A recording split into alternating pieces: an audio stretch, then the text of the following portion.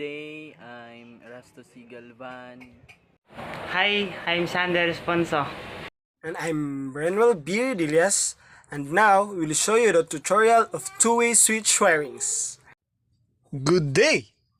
Two-way switch presented by Renwell Ridilias, Erasto Galvan, and Sandy Responso. Two-way switch.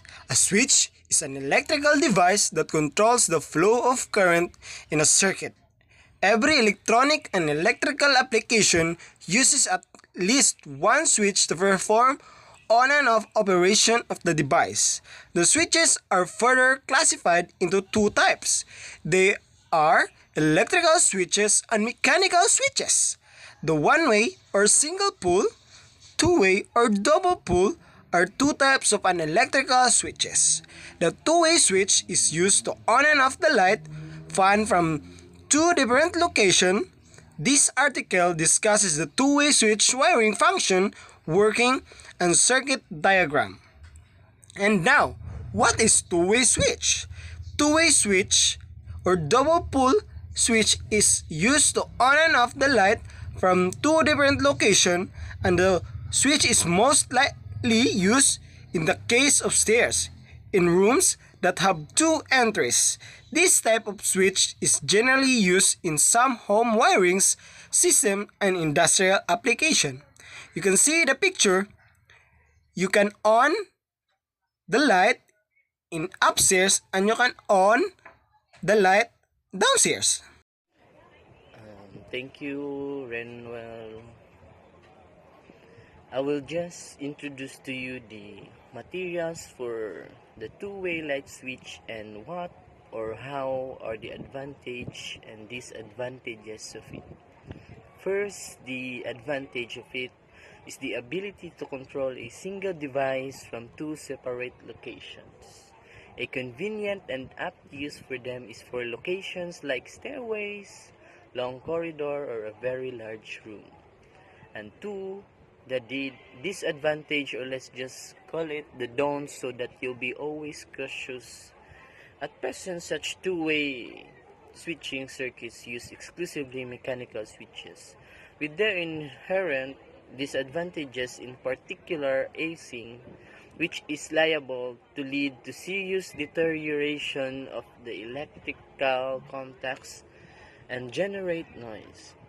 And here are the materials: wiring, switches, socket outlets, spur outlets, junction boxes, PU boxes, GI PU wires, PVC insulated, copper conductor wires, and that's all for it.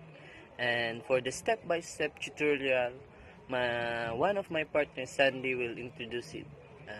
Thank you. This is the first method to make a two-way switch connection. This is the old method how to connect. Very easy to connect this method. So you will find that the phase and live is connected with the common of the first two-way switch.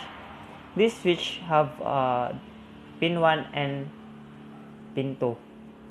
So pin 1, you connect the other two-way switch to pin 1. So this is like this.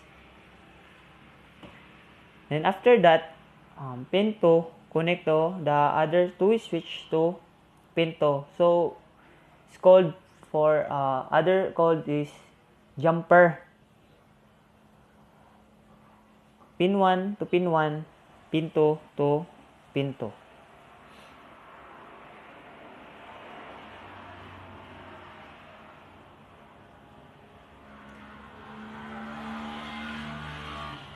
Then after that, one end of the receptacle is connected with a common terminal. So end of the terminal of the receptacle then connect to the other switch of the common terminal. So at the center of this switch.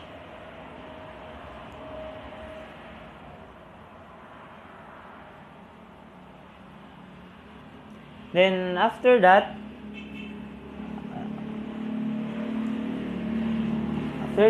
second switch is connected with the common terminal of the second switch and the other receptacle. Oh, this like this.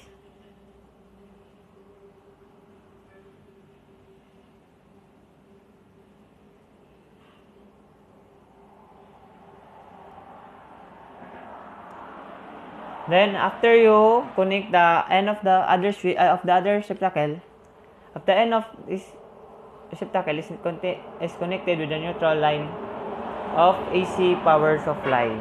So the AC power supply is the last.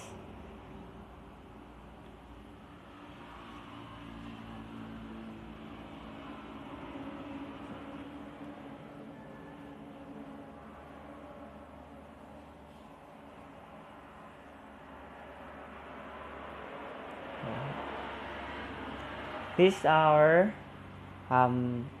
two-way switch. This is the very easy how to connect two-way switch. Thank you and God bless.